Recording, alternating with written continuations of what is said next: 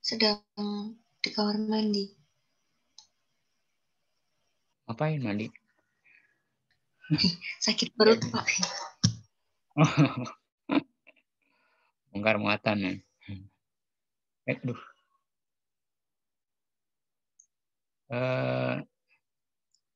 Saya nggak tahu apakah pekan lalu ini sudah dibahas belum. Mungkin kalau sudah, saya mau mengingatkan kembali. Mungkin ada yang ketinggalan ya. Ada yang ketinggalan. Jadi dalam melakukan uji hipotesis, kemarin kita uji hipotesis proporsi ya. Bisa dilakukan dengan metode pendekatan metode p-value, yaitu menghitung p-value-nya, atau menggunakan pendekatan critical value. Nah, sebenarnya ada satu lagi dengan menggunakan metode confidence interval yang di bab 7 sudah kita bahas sebelumnya, di mana kita membuat sebuah rentang nilai ya, sebuah rentang nilai untuk mengestimasi parameter populasi. Nah, di dalam melakukan uji hipotesis dengan menggunakan metode confidence interval ini, di sini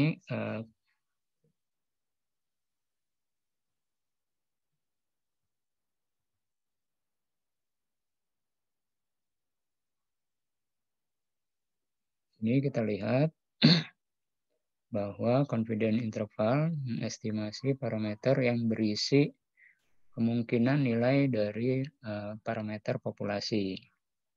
Jadi kan kemarin kita buat ya di bab 7 itu kita membuat sebuah rentang nilai yang isinya itu kemungkinan nilai-nilai dari parameter.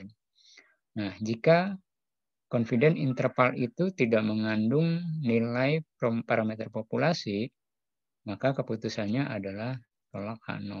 Jadi kalau misalnya nilai parameter populasinya tidak berada di dalam rentang itu, maka keputusannya adalah tolak 0. Tapi kalau misalnya berada di dalam rentang nilai, keputusannya adalah tidak tolak 0. Nah, perbedaan di sini, kalau kemarin kita membuat confidence interval di bab 7, dalam melakukan uji hipotesis di bab ini, ada ketentuan yang harus diperhatikan oleh teman-teman di sini. Nah, dilihat tipe uji hipotesisnya. Kemarin tipenya kan bisa two tail, bisa one tail ya. One tail, left tail, atau right tail. Nah, kalau two tail, dalam melakukan uji hipotesis, yang harus kita perhatikan adalah level of confidence-nya. Kalau two tail di sini, ketika kita membuat confidence interval, maka level of confidence-nya adalah 1 dikurangin alpha. Jadi kalau di soal disebutkan alpha sebesar 5%, maka level of confidence adalah 95%. Nah, ketika menghitung margin of error, maka rumusnya kan kemarin alpha dibagi 2 ya gitu ya. Kalau menghitung confidence interval proporsi, margin of error sama dengan alpha dibagi 2 dikali dengan akar p hat dikali p hat dibagi n gitu kan ya. Nah, jadi alpha dibagi 2. Itu kalau two tail. Tapi kalau one tail, nih, perhatikan, kalau one tail, maka level of confidence-nya adalah 1 dikurangin 2 alpha gitu. 1 dikurangin 2 alpha. Jadi kalau misalnya disebutkan di soal itu mengatakan level of significance 5%, maka level of confidence-nya adalah 1 dikurangin 2 kali 5. 1 dikurangin 10% ya kan. Sama dengan 90%. Maka level of confidence-nya adalah 90%. Ini kalau one tail. Sehingga nanti ketika menghitung margin of error, kan alpha dibagi 2 ya. Alfanya bukan 5% lagi, tapi 10%. 10% dibagi 2 sama dengan 5%. Gitu. Jadi kalau bahasa mudahnya dalam memahami, kalau dia two tail, berarti alfanya dibagi 2. Tetapi kalau one tail, alfanya tidak dibagi 2 di dalam soal ya. Ini untuk memudahkan perhitungan saja ya, memudahkan perhitungan. Jadi ketika one tail, alfanya tidak dibagi 2 ketika menghitung margin of error. Ya, di sini kalau di tabel 81 teman-teman lihat level of significance ada 1%, ada 5%, sama 10%. Kalau dia two tail, maka level of confidence-nya adalah 1 dikurangin alpha, berarti 99%. Kalau level of significance 5%, berarti level of confidence-nya 95%. Tetapi kalau one tail, tadi katanya level of confidence-nya adalah 1 dikurangin alpha. Kalau level of significance-nya 1%, maka 1 dikurangin 2 kali 1%. Jadi 98%. Kalau 5% berarti 1 dikurangin 2 kali 5, 10. Berarti level confidence-nya 90%. Ya, paham? Kita dilihat tipe uji hipotesisnya apa? One tail atau two tail. Dan nanti keputusannya perhatikan, kalau level of confidence-nya mengandung nilai parameter, kalau tidak mengandung nilai parameter di sini disebutkan, kalau tidak mengandung nilai parameternya di luar dari interval, maka keputusannya adalah reject ya, tolak H0 kalau dia tidak mengandung parameter. Tapi kalau nilai parameternya berada di dalam rentang nilai tersebut, maka keputusannya adalah tidak tolak H0. Paham sampai sini? Jelas? Ada mau ditanyakan?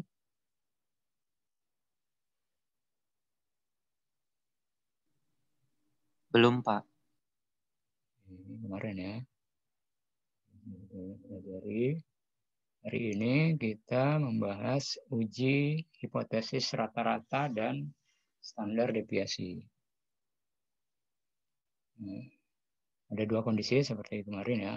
Kalau standar deviasi populasi tidak diketahui, kemarin kita hitung pakai nilai critical value-nya pakai tabel T. Gitu ya. Nah, standar deviasi populasinya diketahui menggunakan tabel Z. Nah, ini nilai statistik tesnya X bar dikurangin mu dibagi dengan standar deviasi sampel dibagi dengan akar N. Kalau standar deviasinya tidak diketahui, kita menggunakan tabel T. Kalau diketahui, kita menggunakan tabel Z untuk menghitung nilai statistik tesnya. Ini ketentuan contoh apabila standar deviasi populasinya tidak diketahui. Hasilnya N untuk sampel, untuk ukuran sampel, kemudian X bar untuk rata-rata sampel, dan mu X bar itu untuk rata-rata populasi.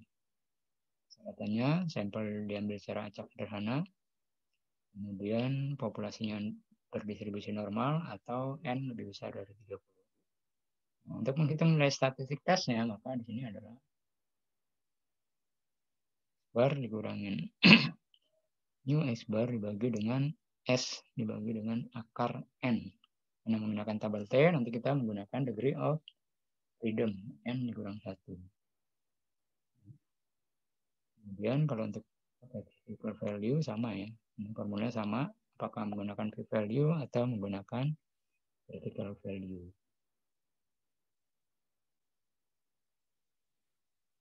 Ya, contohnya, seorang manajer penjualan penerbit buku teks universitas mengklaim bahwa petugas penjualan mereka melakukan rata-rata 40 telepon penjualan per minggu. Jadi katanya kata manajer, petugas penjualan itu melakukan telepon penjualan sebanyak 40 kali dalam seminggu. Kemudian beberapa orang mengatakan bahwa perkiraan ini terlalu rendah. Kemudian ada yang menyelidikinya, diambil sampel acak dari 28 petugas penjualan, ungkap bahwa rata-rata jumlah telepon yang dilakukan minggu lalu itu adalah 42. Standar deviasi dari sampel adalah 2,1 panggilan. Dengan menggunakan tingkat signifikansi 0,05, dapatkah kita menyimpulkan bahwa rata-rata jumlah telepon per petugas per minggu lebih dari 40. Kita diminta melakukan uji hipotesis. Ini tipe ujinya apa? Two tail atau one tail? One tail. Dari 40. One tail berarti lebih dari 40. Yang ditanyakan atau pernyataan di sini, yang ditanyakan ya, ini ada tanda tanya ya. Yang ditanyakan H0 atau H1.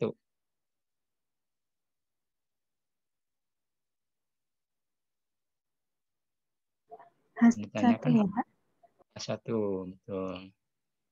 H1 berarti kan lebih dari 40. Nanti kesimpulannya menggunakan kata menolak atau mendukung.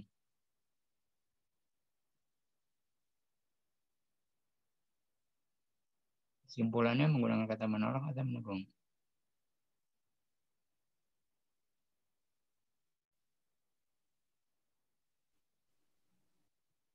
Ayo. Belum dihitung, Pak. Keputusannya menggunakan kata menolak atau mendukung. Kan bisa dua-duanya nggak masalah. Kita lihat pernyataannya ya. Kita lihat tanda tanyanya. Tanda tanyanya di sini adalah H1 ya kan. Kemarin aturannya gimana kondisinya? Kalau pernyataannya atau pertanyaannya itu mengandung H0 atau persamaan ya kan. Berarti kesimpulannya nanti menggunakan kata-kata menolak. Apakah ada bukti atau tidak ada bukti gitu kan. Apakah itu nanti reject atau fail to reject itu nggak peduli. Yang penting menggunakan menolak atau mendukung gitu. Nah, kalau ini berisi H1, maka kesimpulannya adalah mendukung. Nanti dilihat keputusannya apakah reject atau tolak. Kalau misalnya reject H0, berarti kan reject H0 sama aja menerima H1 kan. Berarti kesimpulannya nanti ada cukup bukti untuk mengatakan atau menyimpulkan atau untuk mendukung gitu kan, untuk mendukung pernyataan bahwa jumlah telepon itu lebih dari 40. Jadi mendukung pernyataan lebih dari 40. Tapi kalau pertanyaannya di sini nanti H0, berarti kata-katanya menolak gitu. Ada kata-kata menolak gitu ya. Apakah itu ada bukti atau tidak ada bukti itu nanti keputusan setelah menghitung. Tapi di sini poin garis bawahnya adalah menolak atau mendukung gitu. Mendukung pernyataan H1 atau menolak pernyataan H0. Nah, karena di sini pertanyaannya adalah tentang H1, maka kata-kata kesimpulan nanti yang akan kita gunakan adalah mendukung gitu. Apakah nanti ada bukti mendukung atau tidak ada bukti mendukung, nanti tergantung hasil perhitungannya begitu. Tapi yang jelas garis bawahnya adalah mendukung. Ini untuk membedakan kita menggunakan kata menolak atau mendukung. Itu adalah isi pertanyaannya itu berisi H0 atau H1. Paham ya? Kita masih bingung. Kita lihat aja. Ini rata-ratanya tadi 42 ya. Rata-rata sampelnya 42, rata-rata populasinya 40, N-nya 28. Karena standar deviasi populasi tidak diketahui, kita menggunakan tabel P. Maka dihitung degree freedomnya 27, alpha 0,05. Kita rumuskan, sini rumusan hipotesisnya. H0 mu sama dengan 40, H1 mu lebih besar dari 40. Ya, kita hitung statistik tesnya. X bar dikurangin mu bar dibagi dengan sigma dibagi dengan akar N gitu kan. Hasilnya T hitungnya adalah 5,040. Kita gambarkan ini. T-nya. T hitungnya adalah 5,40. Misalnya di sini 5 ya. Kemudian kalau kita lihat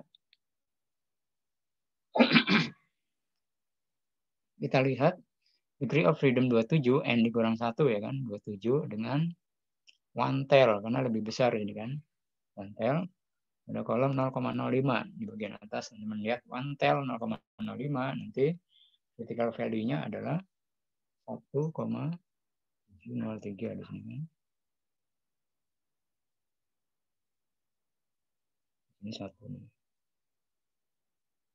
Ini 1. Di sebelahnya di sini adalah 5,040. Karena pertanyaannya lebih besar dari 40 berarti kan arahnya ke sini kan ya.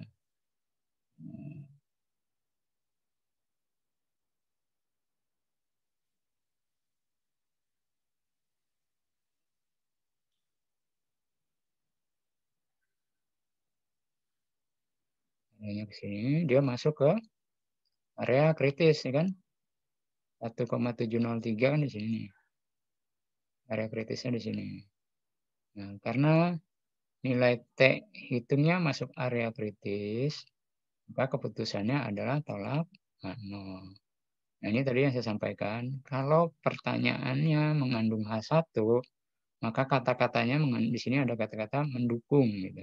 Tadi kan pertanyaannya yang saya tanya, nanti kesimpulannya mendukung atau menolak. Ada kata-kata mendukung atau menolak gitu. Ada kata-kata bukan keputusan tolak atau tidak tolak, tapi mengandung kata-kata mendukung. Nah, ini kan mendukung nih. Karena tadi pertanyaannya adalah mengandung satu gitu kan. Ingat kan yang kemarin ya?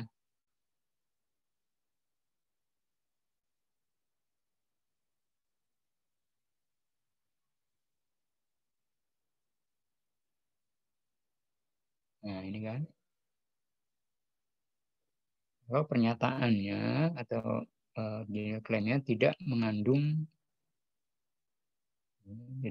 persamaan, tidak mengandung H0 tapi H1 isinya. Ketika tadi putusannya apa? Reject kan? Putusannya reject kan? Reject H0 berarti di sini kata-kata reject H0 ini berarti ada cukup bukti untuk mendukung, to support. Kalau mengandung H0 berarti di sini nanti ada kata-kata menolak. Kata-kata menolak.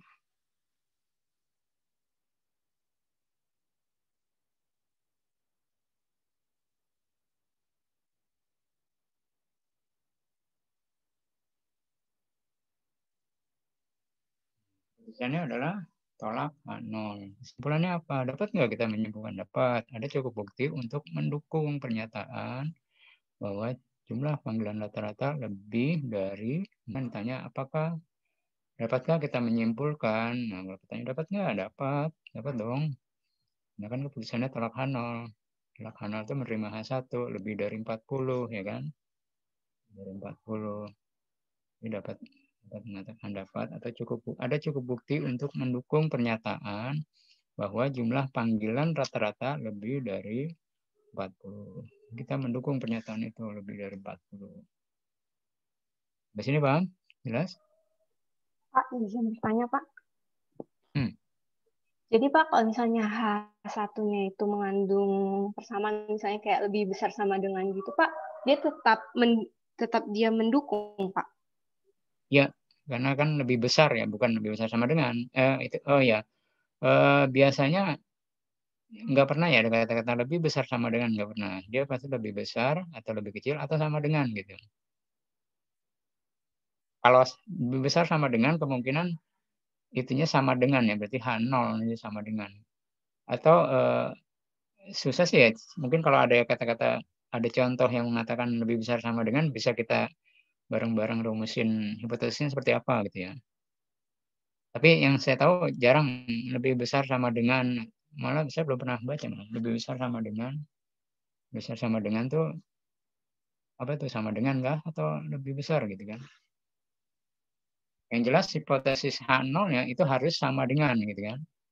Tinggal berarti yang H1-nya apakah dia lebih kecil atau lebih besar. Kalau pernyataan tadi lebih besar sama dengan, saya nggak tahu ya kalau itu ya. Saya makanya belum baca sih. Mungkin kalau dibacakan lengkap soalnya bisa apa kita sama-sama putuskan. Gitu ya. Atau mungkin ada contohnya? Belum nemu sih, Pak, tapi kayak kepikiran aja gitu tadi. Masa khawatir sama pikiran. Oke, Pak. Kasih, Pak. Sama-sama. Ada lagi pertanyaan?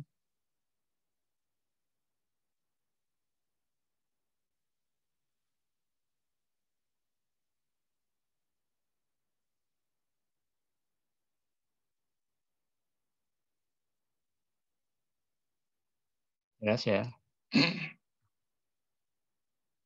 Nah, ini kalau pakai value, tadi critical value-nya kan 1,703 ya dari degree of freedom 27, kemudian di one tail 0,05, itu kan luas areanya kan 0,05 ya, gini kan.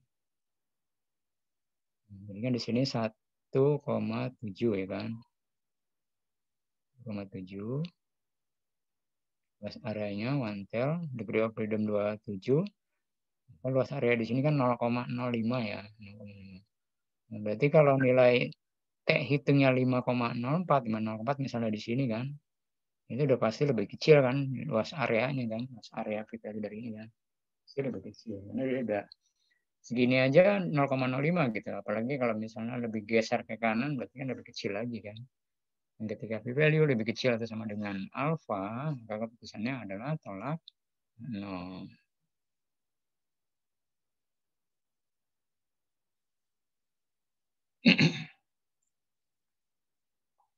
Oke, berikutnya ini kita melakukan uji hipotesis untuk varian atau standar deviasi. Ini notasinya N sampel size, ukuran sampel, kemudian S standar deviasi sampel, S kuadrat varian sampel, sigma itu adalah standar deviasi populasi, dan sigma kuadrat varian populasi. Nah, untuk menghitung nilai statistik tesnya di sini adalah X² sama dengan N dikurangi 1 dikali dengan varian. Varian sampel dikali varian sampel dibagi dengan varian populasi.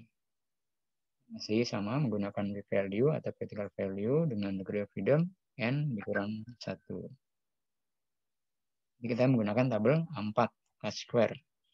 Tabel Chi². Nah, perhatikan formula untuk menghitung statistik tesnya. N dikurangi 1 dikali varian dibagi dengan dibagi varian sampel dibagi dengan varian populasi. Nah, contoh ini. Nah, berikut adalah tinggi dalam inci ya, tinggi dalam inci sampel supermodel cewek yang supermodel 10 orang diukur nilai tingginya dalam inci. Kemudian pertimbangkan kenyataan bahwa supermodel itu memiliki tinggi yang variannya itu lebih kecil dari tinggi perempuan pada umumnya. Gitu. Dan kalau supermodel itu kan biasanya tinggi-tinggi ya. Mereka untuk jadi supermodel itu syaratnya misalnya minimal 175. Berarti kan 175 ke atas itu kan kalau kita lihat variasinya kan kecil ya dibanding dengan variasi perempuan pada umumnya.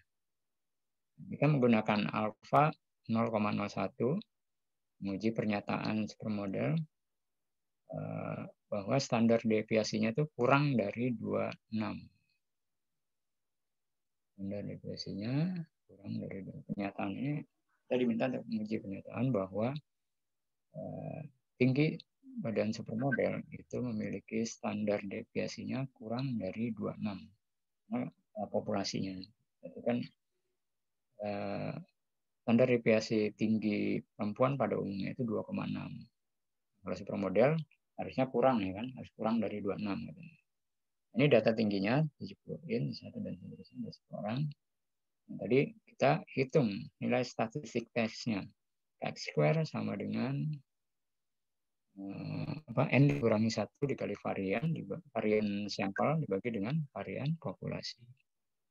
Kita hitung dulu variannya. Nah ini untuk menghitung standar deviasi hitung standar X² standar deviasinya kita hitung standar deviasinya ya kemarin di pertemuan ketiga ya untuk data tidak berkelompok standar deviasi itu adalah X dikurang X bar ya kita hitung masing-masing variabelnya X dikurang X bar dikuadratkan. Ini dari 10 sampel 10 12 ya. Nah, itu rata-ratanya adalah 69,825. Kemudian dihitung X dikurang X bar dibagi dengan N dikurang 1. Akar kuadrat itu adalah standar deviasi sampel 0,794. Nah ini angka pertama kita ada sebuah pernyataan bahwa standar deviasinya kurang dari 26. Ini kalau mau dinotasikan sigma kurang dari 2,6 in. Pernyataan aslinya lebih besar dari 26, berarti kan dia H-nya sama dengan ya, H0-nya sama dengan. Di sini H1-nya kurang dari 26.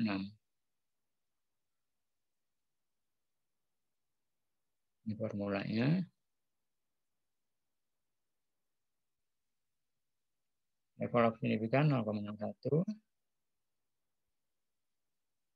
Karena kita akan menguji tentang standar deviasi, maka kita menggunakan chi-square, distribusi chi-square. Mulanya chi-square adalah n dikurang 1 kali varian dibagi dengan varian populasi. Jadi standar deviasinya dikuadratkan ya. Kuadratkan, hasilnya adalah 0,852. Kalau kita lihat chi-square 0,852 berada di mana? Kemudian kalau alfa 0,01 berarti kan luas area yang ada di sebelah kanan kurva itu adalah 0,99 ya kan. 1 dikurangin 0,01 sama dengan 0,99. Ingat kalau chi-square luas area itu dari titik kritis ke kanan ya kan. Beda dengan tabel T atau kurva T atau kurva Z. Luas area yang ada di tabel itu ke kiri. Nah, ini ke kanan. Nah, kalau dia yang ada di tabel itu luas area kurva ke kanan, yaitu 0,99. Kita lihat di tabel chi-square nilai berapa? Tabel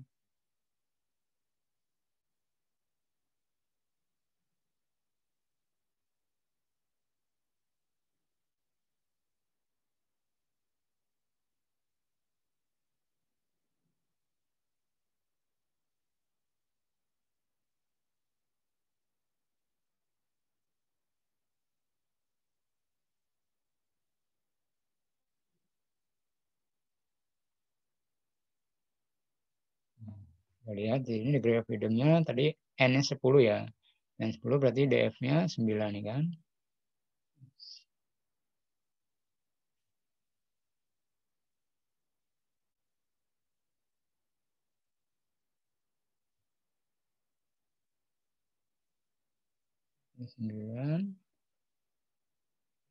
Kolomnya 0,9 di sini. Maka nilai chi-square-nya, critical value-nya adalah 2,088. Nilai chi-square tabel adalah 2,088.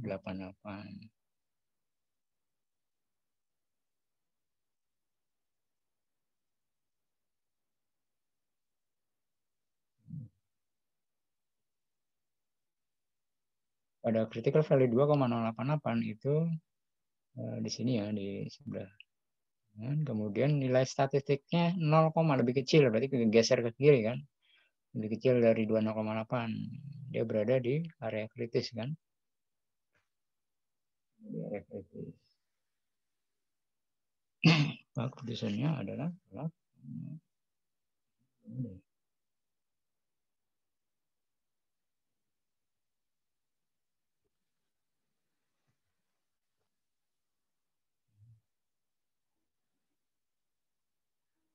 jelas ya. Jadi kita lihat di tabel A4 atau tabel chi-square itu adalah nilai luas area kurva dari titik kritis ke arah kanan gitu kan. Untuk chi-square dari titik kritis ke arah kanan. Kalau luas area level of significance adalah 0,01, maka luas area ke kanan itu adalah 1 dikurangin 0,01 sama dengan 0,99. Jadi kita lihat di tabel luas area 0,99 dengan degree of freedom N dikurang 1 itu berada pada titik kritis atau critical value 2,088. Nah, karena nilai statistik tesnya lebih kecil dari critical value atau berada di dalam area kritis, maka keputusannya adalah tolak H0. Kalau one tail ya. Gimana kalau two tail? Nah, ini contoh two tail. Ini tentang denyut nadi laki-laki. Sampel diambil secara acak sebanyak 40 dengan standar deviasinya adalah 10,3 denyut per menit. Nah, dengan rentang normal denyut nadi orang dewasa itu sekitar antara 60 sampai 100 denyut per menit. Denyut per menit. Kita menggunakan ring rule of thumb diaplikasikan bahwa range itu adalah normal, maka standar deviasinya adalah 10 bit per menit.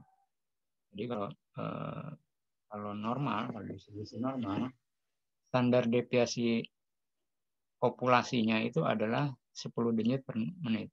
Tapi standar deviasi sampel dari 40 orang laki-laki itu adalah 10,3. Kemudian kita gunakan level of confidence 5%, kita diminta untuk menguji denyut nadi laki-laki yang memiliki standar deviasi sama dengan 10 denyut per menit. Ini. Benar nggak denyut laki-laki itu 10 menit, denyut nadinya itu 10 denyut per menit. Ini berarti kan total ya, equal, tanda-tanda ada pertanyaan equal. Berarti mengandung 0 ya kan, mengandung persamaan equality. Kita rumuskan hipotesisnya H0 sigma sama dengan 10, H1 tidak sama dengan 10. Karena ada dua tail, maka kx square-nya akan ada dua nih, ada dua kx tabelnya ya. Nah, kita hitung dulu kx tes statistiknya tadi. N dikurangi 1 kali dengan varian sampel dibagi dengan varian populasi. Hasilnya ternyata adalah 41,375. Karena total, maka critical value-nya ada dua. Yang di sebelah kiri, kita lihat, sebelah kiri kan berarti luas areanya gini ya.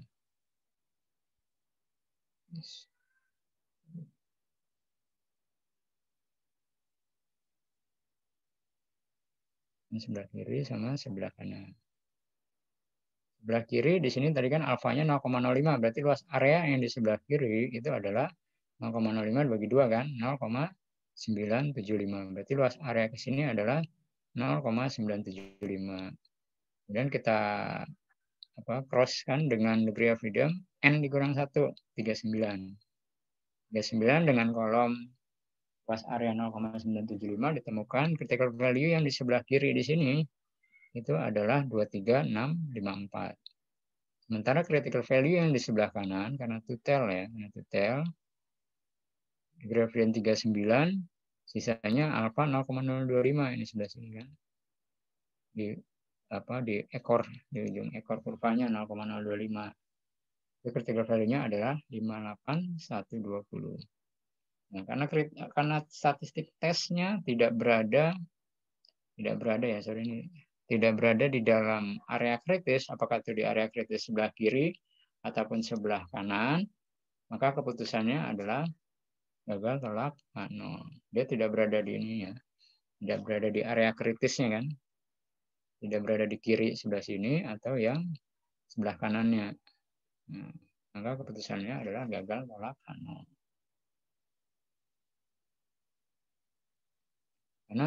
Karena tidak karena pernyataannya mengandung H0 ya kan, mengandung H0 tadi, maka kesimpulannya di sini ada kata-kata menolak. Ada kata-kata menolak. Cuma ada bukti nggak? Ini ternyata adalah tidak ada cukup bukti untuk menolak. Tidak ada cukup bukti untuk menolak berarti sama dengan apa? Menerima H0 kan ya? Kan sama kan keputusannya tidak atau gagal tolak H0. Tidak ada cukup bukti untuk menolak pernyataan bahwa standar sama dengan 10 denyut per. Ini pertanyaannya sama ya. Sama dengan 10 bit. Sama nggak sih? Denyut nadi laki-laki itu 10 menit gitu kan. Oh, ternyata hasilnya adalah gagal tolak H0. Oke. Jelas sampai sini?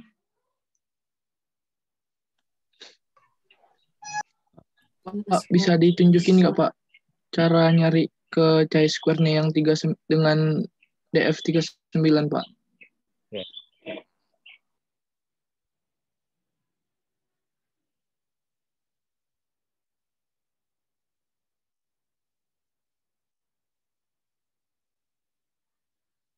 Ini kebetulan panjang ya, 39 itu ada di bawah ya. Agak susah melihat atasnya kan. Jadi dihafalin aja ya. Tadi kan kalau sebelah kiri luas areanya kan 0,025 gitu ya. Jadi kan kurva itu ada punya 2 ekor kan. Ini 2 ekor. Karena alfa 5%, maka ujung kurva 0,025, ujung yang kanan 0,025. Karena kurva chi-square itu adalah luas area di sebelah kanan. Kalau kita membaca tabel A4, itu menunjukkan dari sebuah titik kritis ke arah kanan, maka titik kritis yang sebelah kiri itu berapa gitu kan. Nah, kalau luas area ujung kurva kiri 0,025, maka luas area kurva ke kanan adalah 1 dikurangin 0,025 sama dengan 0,975. Di sini baris atas ya, header tabelnya kita lihat. Ada area ya kan, area sebelah kanan critical value 0,975. Itu nomor 3 ya, 3 kolom ya dari angka yang ini 0,995, 0,99 sama 0,975. Dihafalin 3 kolom. Kemudian kita lihat degree of freedom-nya 39, n dikurang 1, 40 kurang 1 39. Kita lihat di sini 39. Kolom ketiga di sini adalah 19 8 sorry. Ya, 23654 39 kan. 40 dikurang 1 23654. Kemudian kalau yang sebelah kanan, ujung kurva sebelah kanan, itu kan berarti 0,025. Maka critical value-nya adalah, sini kita lihat, 0,025 itu 3 kolom dari kanan ya. 3 kolom ini 0,025 kan, 3 kolom dari kanan. Maka kita lihat di sini 3 kolom dari kanan pada baris 39. Nah, di sini adalah 58, 120.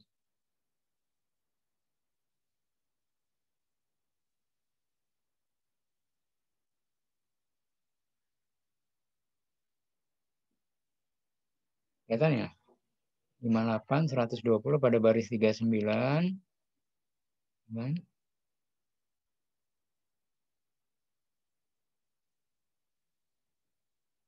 Jadi 23654 sebelah kiri, yang sebelah kanan 58, 120. Sementara nilai statistik tesnya itu sekitar 40-an tadi kan, berada di tengah-tengah dia. Tidak berada di area kritisnya. Ini bukan confident interval ya, bukan confident interval. Yang kalau dia berada di dalam confident interval, maka keputusannya tidak terlaksana. Nah, ini dia tidak berada di area kritis, gitu. Tidak berada di area kritis. Tapi karena dia tidak berada di area kritis baik di kiri maupun di kanan, maka keputusannya tidak terlaksana. Jelas? Jelas Pak. Oh iya Pak, ini yang tabel peluang lengkapnya ini bisa di-share nggak Pak? Soalnya yang chi-square punya kami cuma sampai 30 terus langsung loncat 40 Pak, nggak ada yang 31 sampai 39-nya. Oh iya. Ini sudah ada di Sobat Adi. Dilihat tadi versi bahasa kalau nggak salah itu sudah ada. Oh, ya, oke, makasih banyak Pak. Dan ini biasanya yang dipakai di ujian ya, pakai tabel ini. Jadi kalaupun tidak misalnya ya melengkap dari 30 ke 40, dicari aja terdekatnya nggak apa-apa. Berarti pakai 40 gitu. Atau pakai interpolasi kayak kemarin ya. Oke Pak, terima kasih Sebenarnya Pak. ya, oke. Nanti gitu aja kalau di ujian misalnya nggak ditemukan, berarti pakai yang terdekat aja nggak apa-apa. Ada lagi pertanyaan?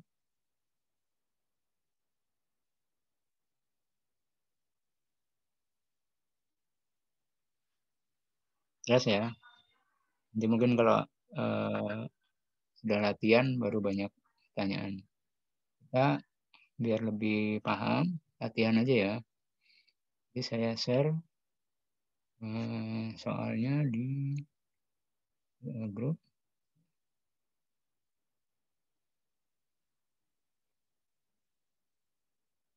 Pertanyaan nggak?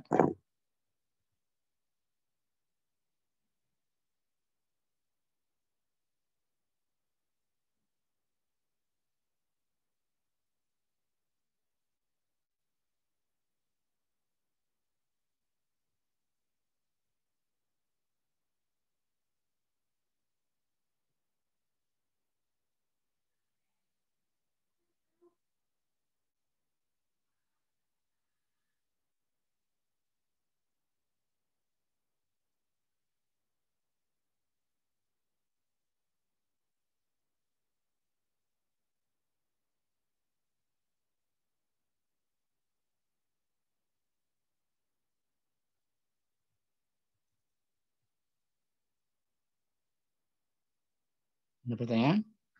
Kalau nggak ada, kita nggak ada nih. Kalau nggak ada, kita tutup dulu ya ruang meetingnya. Nanti soal saya share di WA group aja ya. Teman-teman kerjakan. Kalau misalnya ada pertanyaan, silahkan disampaikan di WA group. Baik, saya tutup sementara ruang meetingnya. Terima kasih. Assalamualaikum warahmatullahi wabarakatuh. Waalaikumsalam warahmatullahi wabarakatuh. Ya.